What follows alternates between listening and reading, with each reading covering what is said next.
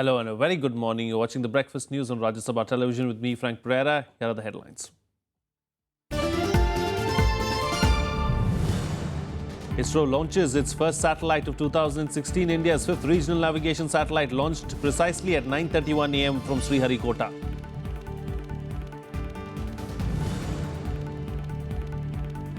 Protests escalate across the country over the suicide by Dalit research scholar Rohit Vemula. Noted writer Ashok Vajpayee decides to return D.Lit he received from Hyderabad University in protest.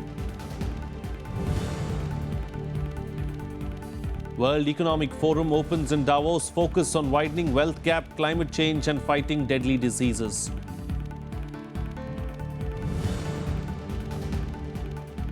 And Australia opt to bat after winning the toss against India in Canberra. For the visitors, it will be a fight to save them the blushes following a series defeat.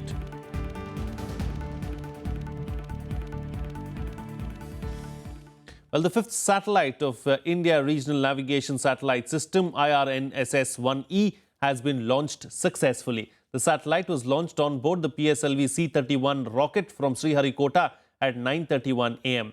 The IRNSS-1E is the fifth navigation satellite in the IRNSS space system, comprising 7 satellites which would be on par with US-based GPS once the full complement of spacecraft is launched. It has configuration similar to its predecessors INRSS-1A, 1B, 1C and 1D and carries 2 types of payloads, navigation and ranging payload. It has a lift mass of 1,425 kilograms and carries corner cube retro reflectors for laser ranging and a highly accurate rubidium atomic clock. The Union Cabinet will meet in a short while from now. The Cabinet is likely to discuss a new power tariff policy aimed at putting in place a new regulatory mechanism for DISCOMs to enhance their efficiency and promote cleaner energy by increasing focus on renewable energy. The Cabinet's agenda also includes a city waste compost policy to encourage production of compost from municipal solid waste in cities.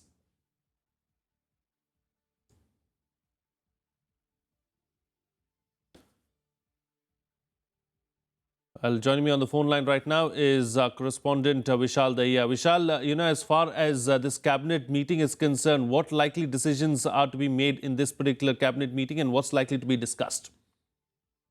Well, Frank, our sources say that in today's cabinet meeting, one of the items which is on the agenda and which is quite important is the new power tariff policy. Now, this is something which has been talked about for quite a while now, given the fact that there have been efforts by the central government to try and ensure that the power deficit is taken care of in several parts of the country. There are several schemes which are in place right now to ensure that the electrification is done in almost all places. For example, the rural electrification scheme. But the major problem which seems to be, which the government seems to be encountering right now is to put in place a level playing field for all the players which are there in the power sector. And we've seen, several litigations in the courts as well, specifically in the case of the National Capital Region and Delhi as well, wherein the power companies are seemingly sparring with the government of the day over the different hikes in the power tariffs.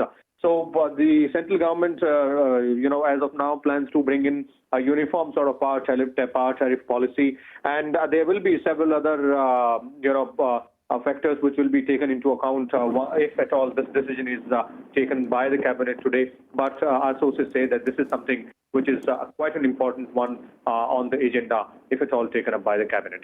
All right, Vishal Dahiya, thank you so much for joining us there with all those details. Moving on now, noted Hindi poet Ashok Vajpayee has returned his D.Lit degree from Hyderabad Central University in protest against the events leading to the suicide of research scholar Rohit Vemula. Vajpayee accused the university of acting under pressure, terming it as intolerance of another kind. Vajpayee was among the first to return his Sahitya Akademi Awards too a few months ago when acts of intolerance were on the rise in the country. Meanwhile, the death of the Dalit scholar has triggered massive protests countrywide, with political leaders too jumping in, engaging in a bitter war of words. मैंने सोचा कि मैं इस विश्वविद्यालय ने जो मुझे मानद उपाधि D.Lit की दी है, मैं कम से कम उसको वापस करके उसको एक श्रद्धांजलि तो दे ही सकता हूँ, बस यही मैंने किया। विश्वविद्यालय कोई सहमति के लिए थोड़ी है, ये तो असहमति की और वैचारिक बहुलता की का परिसर है, इसको वैसा रहना चाहिए। Protests at the University of Hyderabad. Students demanded the resignation of Vice Chancellor over the suicide of research scholar Rohit Vemula. The Dalit community member was expelled from the university along with 4 other students last year and from the hostel a fortnight ago for allegedly attacking another group of students. Vemula's suicide triggered protests by student bodies across India. In Hyderabad, protesters sat outside the university campus and raised slogans demanding action against the authorities. 16th day that the protest is on, and on the 13th day we lost our dear friend Rohit Vemula, and we consider this as an institutional murder, and this institutional murder is unjust. Congress Vice President Rahul Gandhi also met the students protesting against the incident. The BJP accused him of politicizing the suicide. The party insisted that the issue had nothing to do with the victim being from the backward community. There's no question of politicizing it. But what has happened here is some youngsters have felt that they wanted to express certain ideas that they have. And the institution, instead of operating fairly, instead of letting them speak, maybe even saying, we don't agree with you, but you can speak, has used its power to crush them. Rahul Gandhi ji या Congress party को ये लगता है कि हर चीज पर वो नकारात्मकता करे, और उनकी जो ये नकारात्मक सोच है यही सबसे ज्यादा कांग्रेस पार्टी को नुकसान कर रही है. Meanwhile, members of Telangana Jagruti Yuva Morcha staged a demonstration outside the residence of Labour and Employment Minister Bandaru Dattatreya in Hyderabad, demanding justice and his resignation.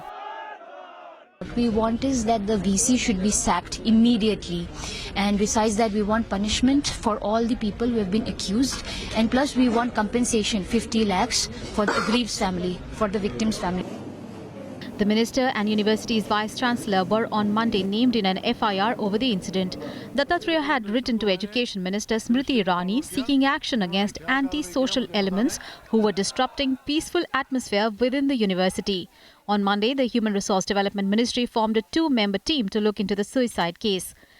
Section 144 was imposed on the university campus on Tuesday, barring large congregations to avoid any untoward incident. Bureau Report, Rajya Sabha TV. Well, Prime Minister Narendra Modi addressed students of IIT Guwahati yesterday. He told students that India stands at the threshold of emerging as a manufacturing hub and a global IT superpower.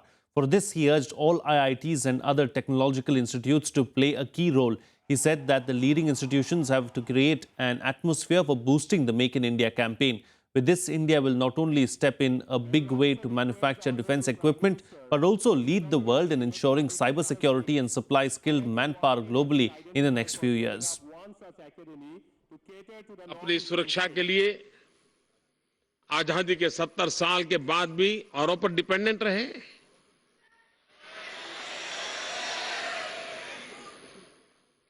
अश्रु gas जो है ना, अश्रु gas रोने के लिए भी tear gas वो भी बाहर से लाना पड़ता है. यह स्थिति बदलनी है दोस्तों. हम हमारी रक्षा के लिए जो आवश्यकता है वो तो हम बनाएं, इतना ही नहीं दुनिया को हम सप्लाई भी करें. यह ताकत हमारी होनी चाहिए. यह संकट है, दुनिया डरी हुई है.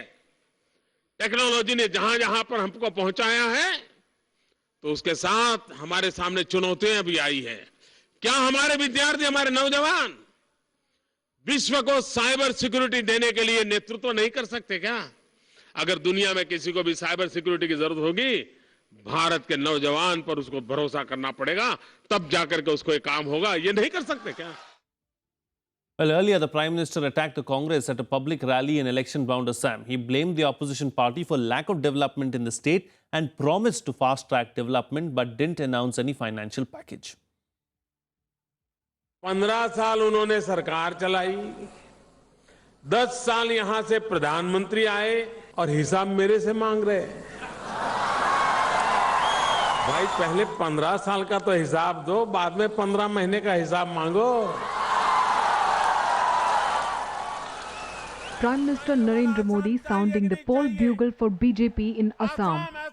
Addressing a public rally in Kokrajhar, Modi came down heavily on the Congress government in Assam and the previous UPA government at the centre for failing to fulfill the aspirations of the people. क्या नहीं है मेरे भाइयों बहनों, क्या नहीं? इतनी प्राकृतिक संपदा है, पानी का भंडार है। आसाम की स्थिति किसने पैदा की, क्यों पैदा की? और इसलिए आसाम के लोगों के मन में विचार आना बहुत स्वाभाविक है। अब हमें आसाम ऐसे ही रहना देना है कि आगे बढ़ता आसाम चाहिए हमें। Modi promised to fast-track development in the state. He also announced a slew of initiatives including granting tribal status to the two communities. Modi, however, refrained from announcing any big central packages for Assam or the Bodoland Territorial Areas district. तेज गति से बढ़ता आसाम चाहिए कि नहीं चाहिए? विकास की नई ऊंचाइयों वाला आसाम चाहिए कि नहीं चाहिए?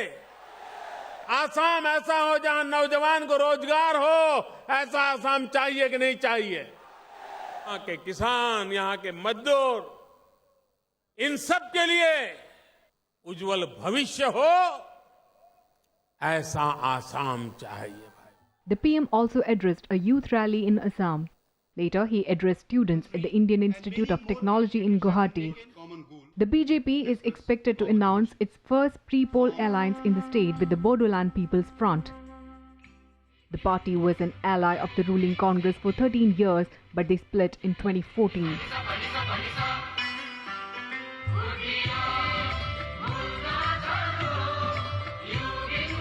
Narendra Modi is on a two-day visit to Northeast. Earlier in the day, he visited an organic products exhibition in Gangtok and Sikkim. Bureau Report, Rajya Sabha TV. Well, it's time for a short break now, but coming up on the other side, 22 boys and 3 girls to be conferred the National Bravery Award. Details on the other side. Stay tuned. We'll be right back.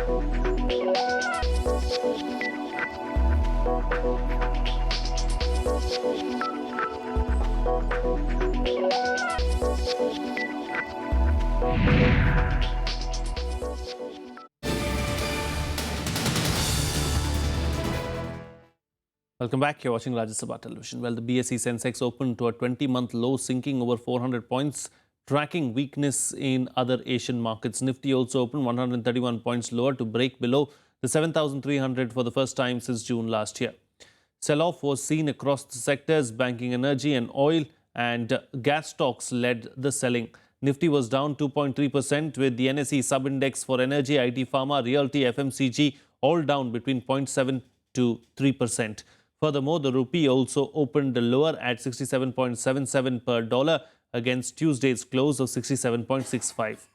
Asian markets also fell sharply, tracking a relentless slide in crude oil. The Hang Seng plunged 2.66%, Japan's Nikkei fell 2.15%, China's Shanghai Composite slipped 0.25%, causing a domino effect on the Indian share market.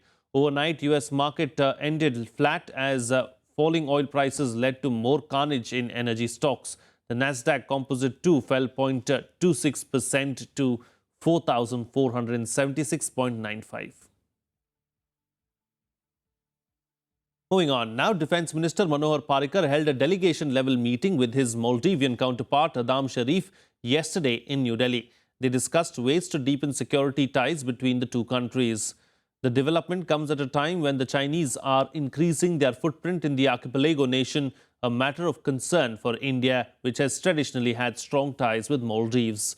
The cordial relations between the two countries go back to 1965, when India became one of the first countries to recognize its independence, establishing its mission in Malé in 1972.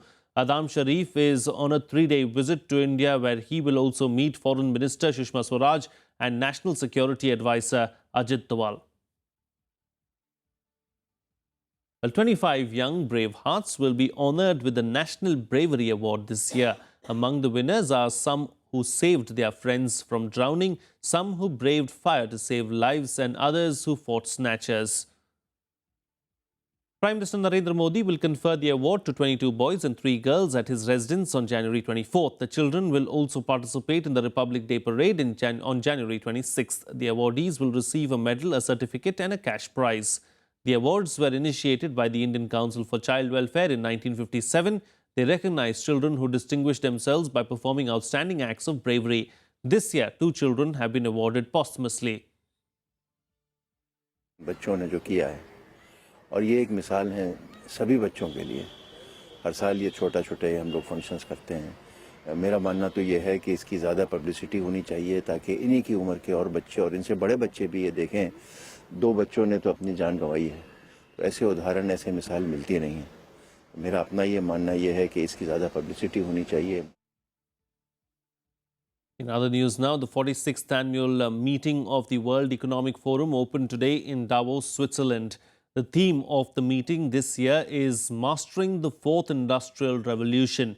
Over 2,500 leaders from business, government, international organizations, academia, media and the arts will participate in the meet. Here's more. Politicians and business leaders gathering in the Swiss Alps this week are faced with an unlikely challenge: how to tackle an increasingly divided world. The world's poor have fallen far behind the super rich, and political fissures in the US, Europe and the Middle East run deeper than at any time in decades. Just 62 people own as much wealth as the poorest half of the entire world population, with the wealth gap widening faster than earlier anticipated. So this year's annual meeting has 3 main pillars. The first is, of course, the fourth industrial revolution. Also means the merger between the classical industry on the one hand and the digital industry on the other hand. The second pillar is the humanitarian imperative. So how to deal with the situation on the ground, what about social cohesion, and how to support, how to help the many refugees on a global level. And the third pillar is the question of the root causes. What are the reasons for refugees, and what about the diplomatic challenges and even the question of war and peace the global community is facing in some regions? The focus this year is also on climate change and the fight against deadly diseases. I believe that we need a moonshot in this country, an absolute national commitment to end cancer as we know it. I'm not naive to think that, as someone suggested, that we're going to have a cure to every cancer in the world, that that's going to come in the near term. That's not what is happening. The forum opened with an award to Hollywood actor Leonardo DiCaprio. He was one of 4 recipients of the Crystal Awards. We simply cannot afford to allow the corporate greed of the coal, oil, and gas industries to determine the future of humanity.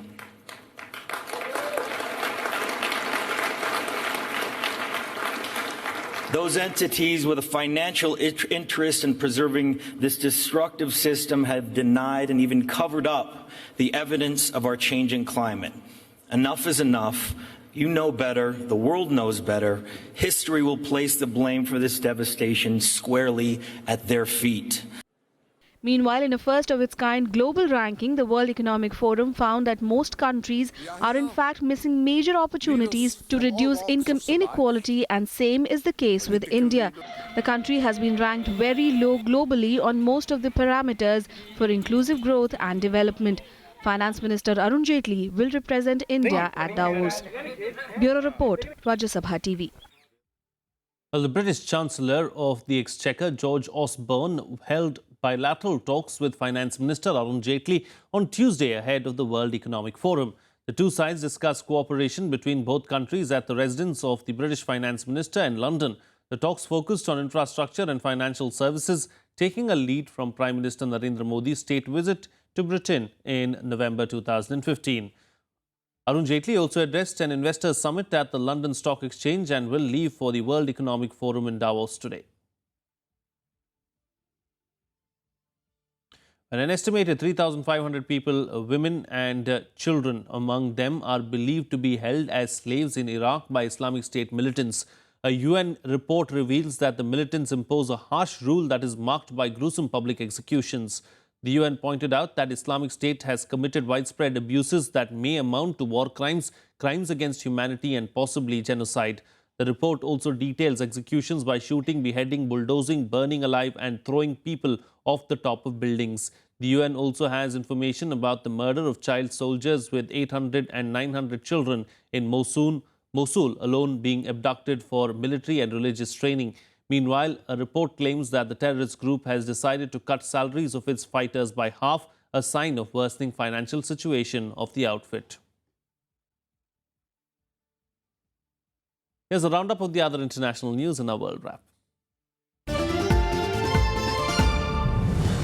A suicide bomber blew himself up close to a police checkpoint in northwestern Pakistan, killing at least 10 people and wounding more than 20. The bomber has rammed his motorcycle into the roadside checkpoint. Among the dead were at least 5 police officers, including the line officer whose vehicle was targeted by the bomber, and a journalist.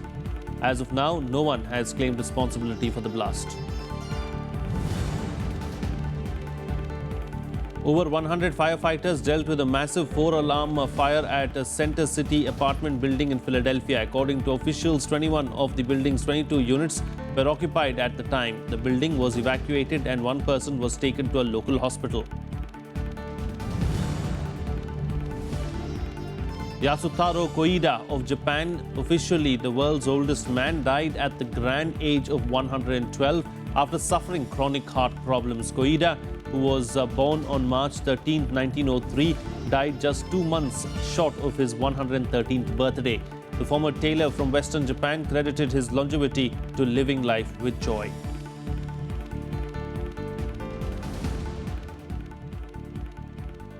Well, it's time for another breather on the program, but much more lined up on the other side. Stay tuned. We'll be right back.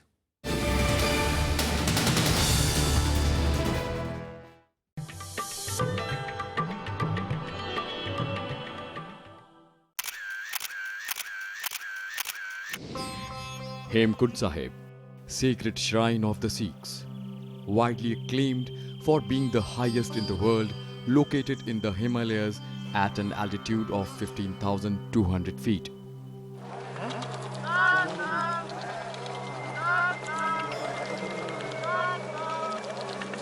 The Gurudwara is designed with an image of an upside-down lotus flower.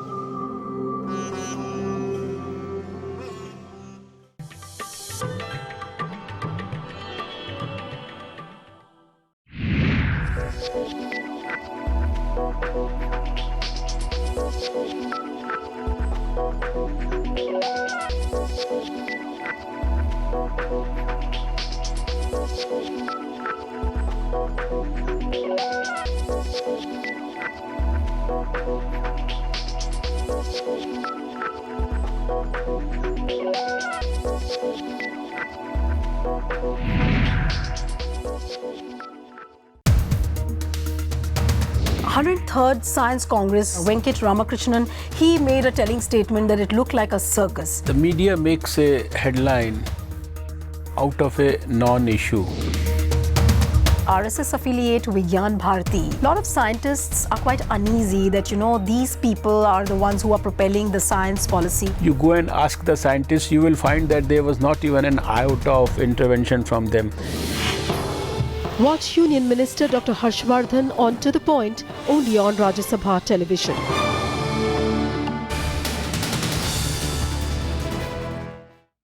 Welcome back. You're watching Rajya Sabha television. Well, Australia opted to bat first after winning the toss in Canberra. Openers David Warner and Aaron Finch are holding fort at the run rate of 6 per over, giving the hosts a solid start. David Warner, playing in his home ground, completed his 13th ODI half-century a short while ago. Mahendra Singh Dhoni has brought in Bhuvneshwar Kumar to replace Barinder Saran, who had a poor outing in the last match. The skipper has his hands full avoiding a whitewash. India also need to win at least one match in the series to keep their ICC World number 2 ranking intact. On the other hand, the home side currently have a lot going on in their favour, chasing down 2 300-plus totals and one close to 300. That too, under pressure, has boosted morals there. Well, the current score at the moment, of course, is 139. That's what Australia are on for the loss of no wicket. Meanwhile, on day 3 at the Australian Open, the world's top players are in action in their second round matches. The world's top women's player, Serena Williams, swiftly moved through to the third round with a 6-1, 6-2 win over Taiwan's Shea Su Wei. Serena's next opponent will be an 18-year-old as she'll face the winner of the match between Russia's Daria Kasatkina and Croatia's Anna Konju. Both of these players were born the year before Serena's first Australian Open. Earlier on the same court, Maria Sharapova won her second round match against Belarus's Alexandra Sasnovich. It was an easy match for the former champion as she won the match 6-2, 6-1. Roger Federer is on court now playing Ukraine's Alexander Dolgopolov. The men's world number 1, Novak Djokovic, will also play his second round match later today.